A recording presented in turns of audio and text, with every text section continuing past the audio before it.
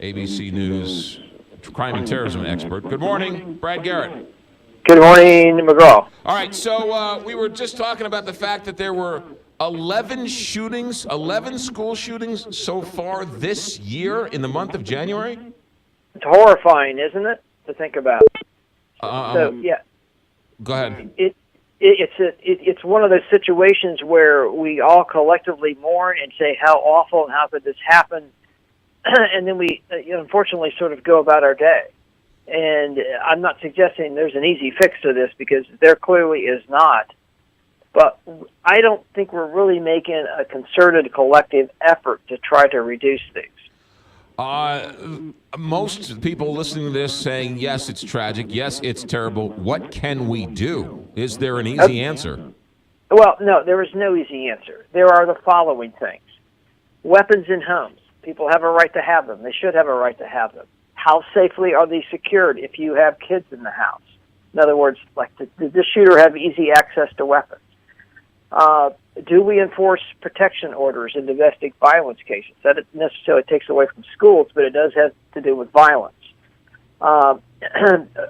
Will we ever have a conversation about universal background checks? Again, not even close to being perfect, but it is another form of accountability. So the list goes on and on, McGraw. I think I've even talked to you about this. Threat assessment teams in schools where the police officer assigned, the principal, the psychologist, the social worker, faculty, etc., get together and talk about kids that have issues, that are troubled, because that's where these shooters usually start, and they can be turned away from being a shooter as the months go on. Things like that, that's really sort of locally driven. We all go back to Columbine, where the two kids were bullied and sort of ostracized and sort of outcasts. Now, that's on hyper because of all of the cyberbullying going on out there. I'd love to see how many of these 11 shootings just this month alone these kids were bullied incessantly online. I suspect a lot without knowing that. Only because now it's just too easy. It's one thing, McGraw, for me to get in your face, and when you and I were growing up, that's all we had was to get in each other's face. It's another for me to pick up some device where I don't even have to talk to you and send some hateful thing, because I don't really have to be, at least at that moment, accountable. I can say and do anything I want.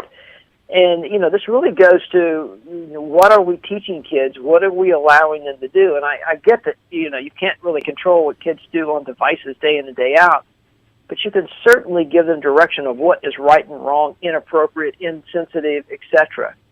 And kids are also going to have to come forward and tell people at the school, look, this kid, or if it's the kid that's getting them, I'm getting these hateful messages from kids.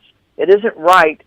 So that they can then intervene, deal with the parents, deal with the kid, etc. Is that going to fix it? No, but it may help it. Yeah. It may help it a lot. And you got to create, in other words, an environment, McGraw, in schools where kids are okay about coming forward and talking about this stuff, mainly to adults. 11 school shootings in the month of January, the last one being yesterday in Kentucky. Brad Garrett, ABC News crime and terrorism analyst. We should ask you, are you part of that FBI secret society? Don't even get me going on that whole issue. All right. You don't have enough time this morning. Brad, have a good day. Thanks for checking in.